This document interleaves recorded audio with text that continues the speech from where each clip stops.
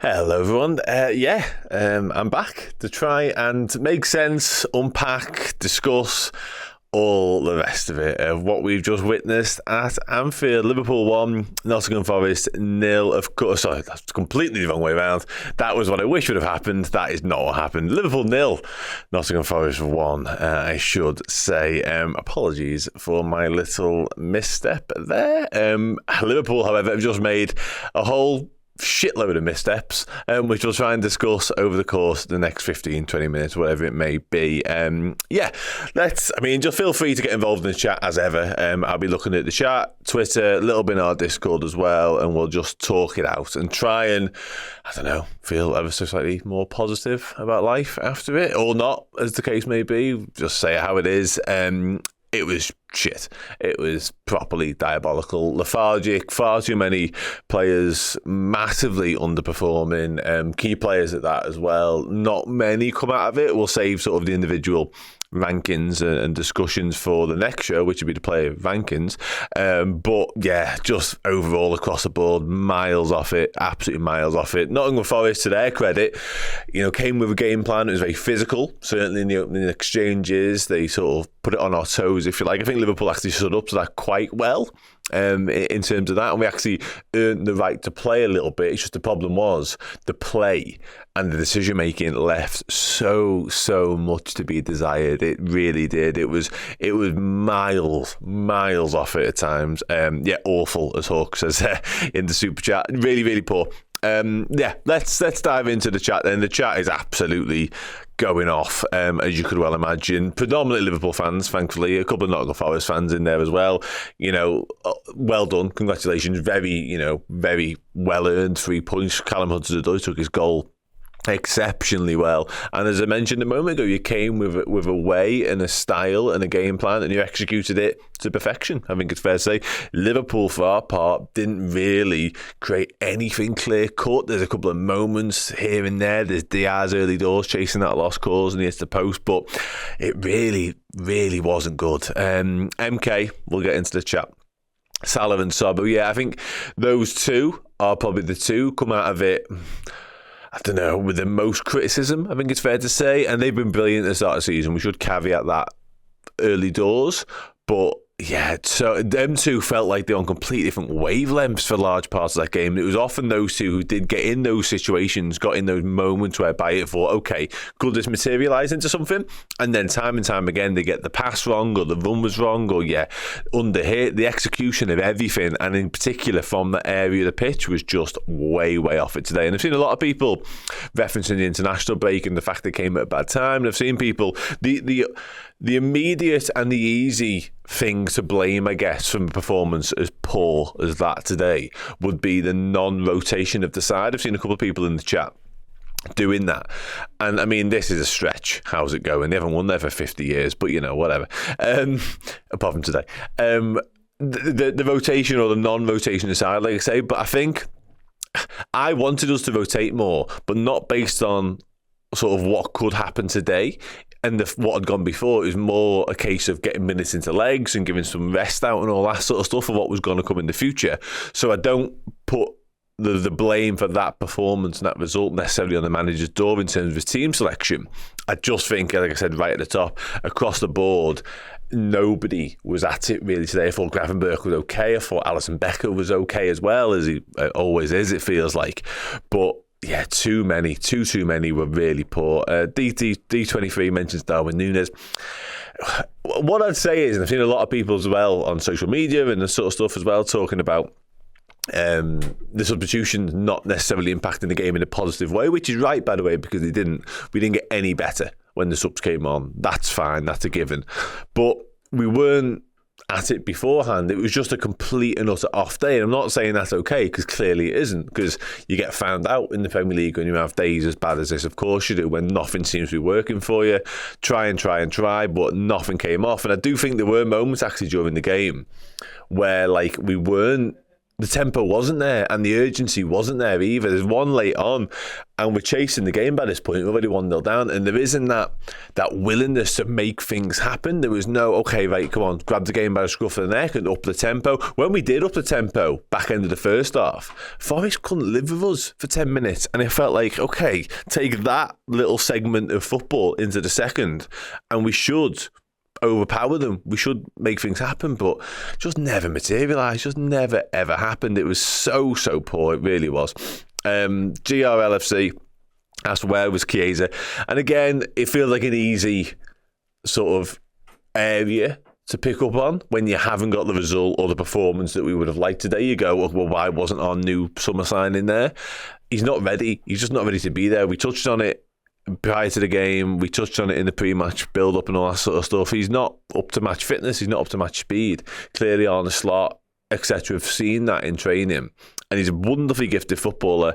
In the long term, he will hopefully be a very successful Liverpool footballer. However, would he have made a difference today? I'm not entirely sure. There should have been enough on that bench, on that pitch, to have won this game today.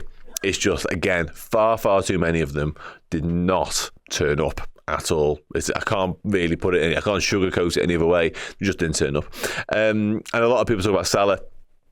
And you know, James, yeah, it's not the worst point in the world. I guess when you look at the calibre of football that we're talking about, and again, come back to it, they have bad days and they come in moments of magic. It felt like today needed a moment of magic. It was either going to be a stroke of good fortune or some inspiration out of somewhere. And both of them were lacking, just nothing. We nearly had a good fortune when Marcel's the keeper nearly threw it in off a pretty tame Diaz header up into the air. And that was almost the moment. It felt like something was going to have to spark us into life. Them scoring didn't even ignite us. It felt like, I don't know what was missing today. It's interesting because a lot has been made and spoken about how we're all enamoured, in love with the Arne Slot approach, the fact that it is more calm, it is more measured, it is more controlled, compared to the thriller minute of Jurgen Klopp. Whereas I do wonder whether today is the flip side of that. When you haven't got that real fire in your belly, it felt like towards the back end. I can't put my finger on why we never built up a head of steam in the entire game. It felt almost like an end of season vibe, but it wasn't. And I don't buy the after international break excuse. That isn't going to wash with the other teams in the Premier League. It's not going to happen like so. Anyway, I suppose we've got to learn from it and move on. But yeah, I'll dive into the chat. I'll stop talking for a moment. So, I mean, Sobbo's been below average for a while. He certainly was back end of last season, but he started the season really well. Really well. I mean, I think this is right. The team was casual. It felt like that for large parts. It did. There was, again, even when the time was running out, and obviously we were trailing 1-0, it never felt like anybody really had the urgency. And I'm sure they did. And I'm sure deep down they were absolutely working their socks off to try and get us back into that game. But it never felt like there was that real, we aren't losing this. And I love that about Liverpool sides down the years. Someone has always stood up and gone, I'm not losing this game today. It was Szoboszlai actually back in the start of last season at times. It was Trent at times last season as well. No way am I losing this footy match. And for whatever reason today, we couldn't quite conjure up that same desire, if you like. Isaac says Salah was really bad. Yeah, I had a quick look at Salah's pass completion on SofaScore and not pretty. And listen, Mohamed Salah is a wonderful footballer, world class, been absolutely phenomenal since he arrived in Liverpool. But today, it was not good. Yeah, this kind, Josh. Yeah, I guess, and all of this conversation is going to be taken with a huge pinch of salt, huge pinch of salt, because we're still a very good football team who I imagine will be in the round, the conversations, certainly for top four, hopefully Premier League title conversations as well. Back end of the season, I think cup competitions and Champions League, who knows a little bit. But based on today alone, like if this was first game of the season, we'd be panicking. Properly panicking, because it was just so tame, it was just so slow, laboured, I've seen people call it. Yeah, it was bad. And you know what, this is absolutely spot on. We're missing that penetration. And I thought, let me just get this, sorry. Hi Dan, what are your thoughts on Slott's tactics once he went behind the field? He did okay. Forrest sat back and rode their look. Yeah, I think the 5 to 10% sharper thing's absolutely spot on, to be honest with you, Bruce. I do. I think it was more of a case of Forrest came with that game plan. It was always going to be the way. We mentioned it pre-game. They were going to sit deep. They were going to make life difficult. They were going to get bodies in around us. They were going to make it congested, compact, try and make us go through them where they had all their numbers. And they did all that. Credit to them. But I do feel as though it was more our own failings that meant we didn't go on and win that game. There was a couple of half chances. McAllister has a header. Jota has that one way. Prods at it a little bit from that brilliant McAllister ball, by the way. Salah, 2 or 3 times his touch wasn't quite right and he wasn't able to make something happen from it. The passing and the understanding between him and Szoboszlai wasn't working. There was no click in there. So Diaz hits the post, of course, but I do think it was more of a case of Liverpool not finding that extra moments, that extra bit of quality, that extra bit of brilliance that just made it impossible for us to actually get over the line or even get anything from the game as well. And again, come back to what we said earlier on, credit to Nottingham Forest because they rode the luck, 100% they rode the luck, but they probably deserved it. It's not everyone's cup of tea because I'm sure everyone would like to see teams come to Anfield and go toe-to-toe with us, but you just don't hide this enough, and if you do that, you're more than likely going to get beat because unless you're Manchester City, unless you're Arsenal, there's not many teams in the world that can come to Liverpool, come to Anfield and actually go match us man for man. So you've got to come with the approach that Forest did, and they've done it, and they've won it. Lucho had a tough match with Argentina. I get bringing him off. Carl M needs a Vindaloo to pep him up. As soon as I saw our subs, I knew we were a meal on a plate. I don't know about that. I think we were all waxed over a couple of how strong the bench was. It just felt like no matter what we did from the bench, it just nothing worked today. I'm reticent to call it one of them days because that means absolutely nothing. Like that's not any football analysis. There's not any great sort of tactical know-how. Just nobody comes away from that game smelling the roses, really, did he? Because I thought Gravenberch had his moments. He's probably the one. But everything anyone tried in an attacking sense, even Gravenberch tries that one slip-through ball to Jota and overhits it. Elanga, Dan, what do you think about the front three rotation during? I don't mind the interchange. I don't mind the interchanging of a front three. I don't mind the interchanging of a midfield either. I think that actually helps and makes life more difficult, certainly for defence that are trying to be so solid and so rigid at the back. I think having to pick up different men and people going into different positions can actually make you more unpredictable. So I'm not against that at all. Again, this today boils down to a lack of decision making, that incisive sharpness in the crucial moments, and above all else, really, a bewildering lack of quality in the final third, which is not something you associate with Liverpool ever, really. Certainly not so far this season. Will Flex, thank you very much for the super chat.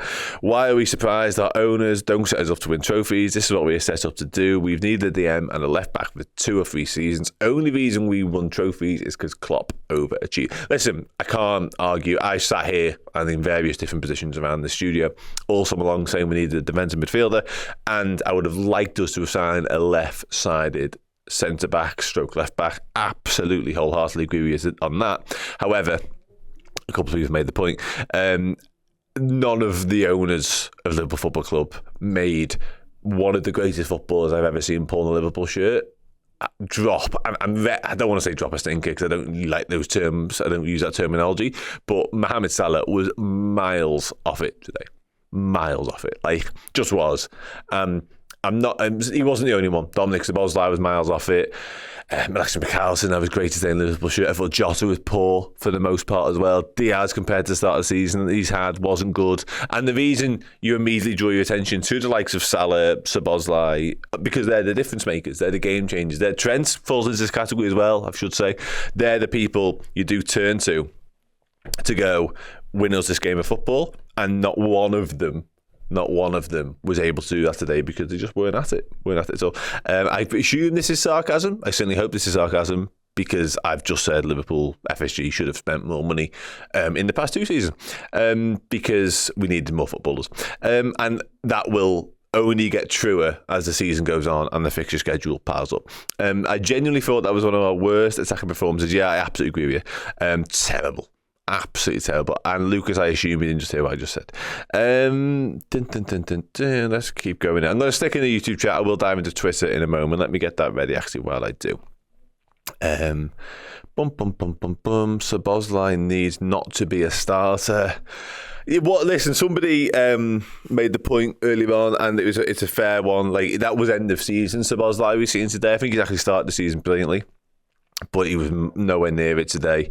Like, all the endeavour that we associate with him, all the running, the willingness to cover every blade of grass, he was even doing that right until the final whistle, to give him some credit. However, again, when it comes to those crunch moments, when it comes to the times when you really needed that composure, that extra bit of quality, I can't say it any other way, it just was lacking over and over and over again. This is a good point from Mr. J. Mango. Worst time for Elliott to be injured. He would have been very useful today. Even sort of, he was pigeonholed last season as a super sub, and, you know, unfairly so, probably in my opinion. However, had he been on the bench today, he is exactly the sort of footballer you would have loved to bring onto that game, because he was so good at analysing and sort of understanding what was required in order to change the direction of travel of a game, and we didn't have that from the bench today. I loved the quality of football that we had on the bench today. You know, we bring in on Cody Gakpo, Darwin Núñez, Conor Bradley, Kostas Tsimikas, Curtis Jones. We left Joel Quansah, Joe Gomez, and you can unpick all of them and pick faults in them, whatever. But as a bench goes, they're crazy options, but not one of them came on and was able to change that game today.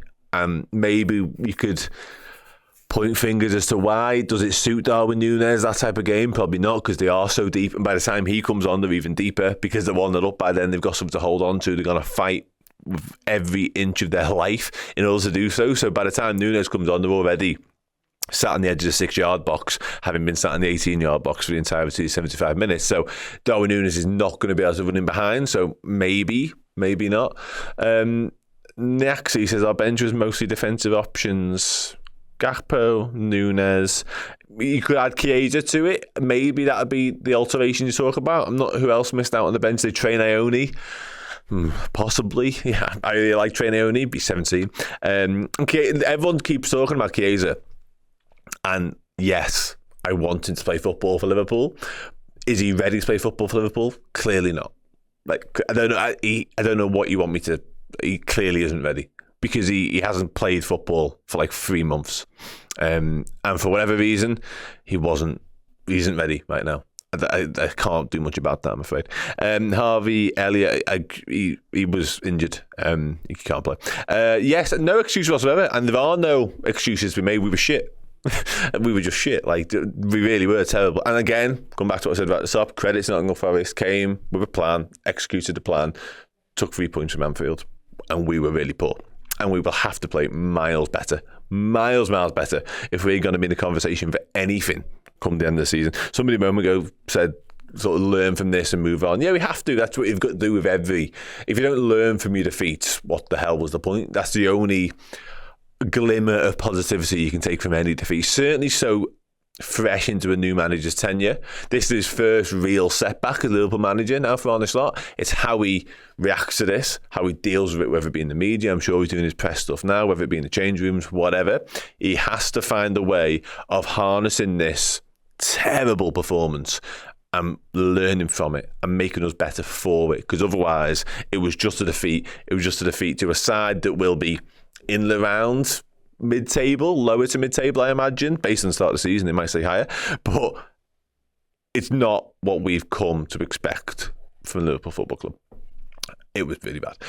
I'll dive into Twitter, because I should do that instead of just, moaning about how bad it was.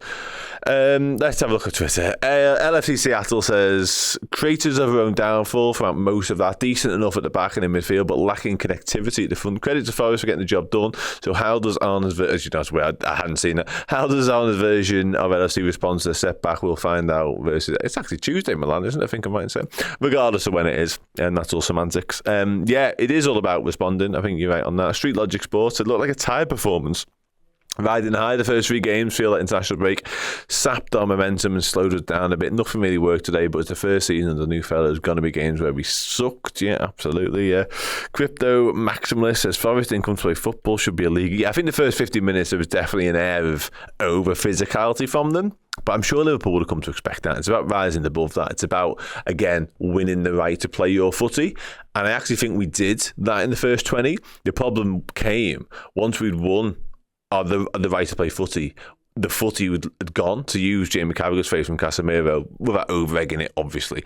But the football wasn't there today, from Liverpool's perspective. The link-up play, the understanding, the joined-up thinking around what we're doing in an attacking sense just left so much to be desired. I can't put it any other way, really. It was just poor, really, really poor.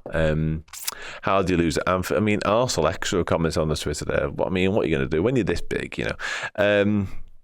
Greg Hyde says, feel this result come from Marlow after 10 minutes in the second half. We sleepwalked into it. Yeah, the sleepwalking thing, the labouring thing, the lacklustre, all those words, unfortunately, are perfectly suited to what Liverpool did today, because it was all of those things. I even felt like at the end, when there should have been that real urgency and that real desire to say, no way are we losing this game. A point is only a point, but we are not getting beat. And it never really materialised, never really sparked into anything, you know. I'm sure... What if we watch it back, we might say, oh, Forrest, to their credit, slowed it down. They, you know, all the shithousery in the world. But I just look at us and say, what could we have done differently? And for me, it feels we could have done a hell of a lot differently and, of course, better. Dean Foley, read this one. Doing the same thing we did in the Klopp, letting lesser teams win with our inability to make the right decision and actually score a goal. I don't understand why we keep doing this, because it's not funny and it never will be funny. No, you're absolutely spot on there. It is not funny. Slot's ridiculous treble substitution was a huge factor. Worse when the subs came on. That's ominous. Given that we were told the summer we can't find anyone good enough to improve the squad. Glad Endo got minutes, and we didn't need to push the rest right back into midfield because the coach has no faith in midfield. I assume that's all sarcasm at the end of that. Okay, yeah, whatever. It's fucking doom and gloom, innit? And understandably so. Listen, I'm not going to sit here and say everything's okay, because as I sit here right now, it isn't. It was really poor. It was really poor. The 9 said, if we don't have the extra gear right now, I mean, again, based on what we've just witnessed for the past hour and a half, it's hard to argue with you. I think the subs point about did we get worse when they came on, I'm not sure. I think it kind of plateaued a little bit. You want and you expect the subs to make an impact and to change the game and be the ones to be the difference makers. Never happened. They much of the muchness, much of the same when they came on. Really misplaced passes, no spark, no desire. I did wonder whether at some point we'd just start having shots in the most simplistic of terms. Like, it felt like everything we tried, they had an answer for. And again, they were very narrow in their defence. We couldn't really get the full-backs in behind either. The crosses weren't working. I did wonder whether we freed up McAllister once or twice in relatively dangerous areas. I felt like maybe we just need to start having a go a little bit, because who knows what happens. You know, we mentioned at the start about ricochets and deflections, maybe fall into people's paths and all that sort of stuff, but it's just bleak. I hate it when we lose. I absolutely hate it when we lose. Anyway, I'll dive back into the YouTube comments. Yeah. Hustle Bones says, y'all need to seek therapy and get your emotions under control. Liverpool is our therapy. Sarah Bocker says, must win next week. Yeah, must win Milan, must win Bournemouth, must win more games of football. It's obviously a huge setback to drop points, and losing at Anfield is never, ever a nice feeling. But I just didn't expect it. And a lot of people making this point, kind of fear, drained after international break. Don't really know. Maybe, definitely the momentum thing I get, but that's no excuse. Not at this level of footy. I don't know. Leonardus says, we need more of a scrappy goal would have done today, but it's not sloths. No, and maybe we did need that thriller-minute style football that we became accustomed to previously under Klopp. Maybe it did lack a little bit of that chaoticness and hecticness, because a lot of what Slot does is very scientific, it's very thought out, and Forrest came prepared for that, and we didn't have that plan B. We didn't have that switch up. Okay, what's it look like when plan A isn't working? How do we change it? We didn't. We did more of the same, and unfortunately today, more of the same felt like hitting your head against a brick wall repeatedly. That's certainly how I felt out there anyway. Don't know about you guys watching. Mate, Chiesa played the Euros for an average 66 minutes per game. As poor as Italy were, he was one of the few bright sparks. He would have been fine for the last 15, possibly. And you know what, Christopher? Thanks very much for the super chat. And you may well be spot on. I am only guessing the fact he hasn't made the bench today. All I can look at is the evidence that's in front of me. And your point about the Euros is absolutely spot on. He was involved in the Euros. Yes, he was. However, since then, didn't play at all for Juventus in pre-season. I think I might have saying obviously didn't play for Liverpool at all in pre-season because he got signed pretty much on deadline day. Might have been the day before deadline day. And hasn't been involved since. So all we can really surmise is that he isn't ready to be involved. And I would have loved nothing more than just seeing Chiesa on that bench today. I want Liverpool to win games, and I want Liverpool to have the most attacking options ever on a bench. Of course I do. But I struggle to blame that performance on not having Chiesa on the bench. That's all I'm trying to say. Because I want Mohamed Salah, Dom Szoboszlai. All it would have took, really, is 2 or 3 of our big game players to perform anything like their usual level today, and we would have had enough to beat Nottingham Forest. Unfortunately, all of them, pretty much, were miles away from their usual levels. And therefore, that's a perfect shitstorm. Forest turn up, do what they wanted to do. Liverpool don't turn up, Forest win. The perfect shitstorm. That's all I'm trying to say. Chiesa should be involved on Tuesday. Bring in for Salah in Milan. Yeah, maybe. I think he will possibly be on the bench for Tuesday, only because you've allowed extra spaces on the bench in the Champions League. So it feels like that's a no-brainer to get him at least involved in a matchday squad. Possibly get him some minutes thereafter as well. That'd be nice. The question is, why didn't it perform? Yeah, it is, of course. Yeah, and it may well be. The points that have been made already about the international break and the loss of momentum and all that sort of stuff. But I struggle with the international break as an excuse. I'll be dead honest with you. And I know some of them, I was kind of, what's the word, like shut down pre-game about calling out for some rotation. But my desire for rotation today was based on what's to come and getting some minutes in some legs with an eye on the fixtures ahead of us, as opposed to, I think we need to freshen it up in order to win today. I think it would have been a no-brainer maybe to start Gakpo over Diaz, given the amount of footy Diaz played. McAllister's had problems, so maybe something could have been done there as well. And I think maybe Jota, you could have easily gone Núñez for Jota for me, perhaps. But regardless of that 11 with the 5 subs that we had have to perform better. They have to win that game of football. Like, they didn't. And we'll pour over the reasons as to why over the next few minutes on the Player Ranking show, in there in the Player Ratings, on Monday's Final Word show, and on Monday's podcast as well. We'll try and work out why that's just happened. But for now, in the immediate aftermath, it was shit. It was proper shit. Josh Gavin, I struggle with the excuse as well, but man, we were flying before the break and had more players play for me. The minutes thing is right, and that's why the Núñez coming in felt so obvious, because he hasn't played at all in the international break. He would have been the freshest of the fresh, it felt like. And I know the style and the system doesn't necessarily suit him, and certainly the way Nottingham Forest set up doesn't suit him, but at least he might have had some space to operate in. Dropping him into that performance on the 70-minute mark, whatever it was, when Forest have already gone 1-0 up and they're sitting deeper than ever, that's never going to work. Like, it's never going to work. I would have loved nothing more than Núñez to pop up with another last-minute equaliser win or whatever, similar to how he did at their place last year. But we know what Núñez thrives on. He thrives on open space. He thrives on chaos. That wasn't that today. It never evolved into that at any point. It never looked like evolving into that either. It was just more of the same time and time and time again. What's the definition of madness? What's the definition of madness? And they made the game very stop-start. This is a very good point. Very, very stop-start. And that was probably part of the plan. Probably a lot of their team meetings heading into this was, how can we stop this game of footy as much as we possibly could? And they did it. Okay. So I'll start to wrap up this show and just dive into the Discord before I do so. What we've talking about in there. John P said, looks like everyone's on their own wavelength. Absolutely agree with that. Santa Rasta Master Beta is a name, and it says, I would have put Núñez or Jota in there. And for the left, that is okay. Okay, hard reset required, says John P. Yeah, I think that's what it is. Take it on the chin, try and move on for it, try and build from his way, try and get your learnings from it as well, like I touched upon earlier. It's all well and good. I don't want to be sort of fucking, all fanciful and, happy, because there's nothing to be happy about ultimately. But what is this defeat if we don't learn from it, I guess, is kind of the point, really.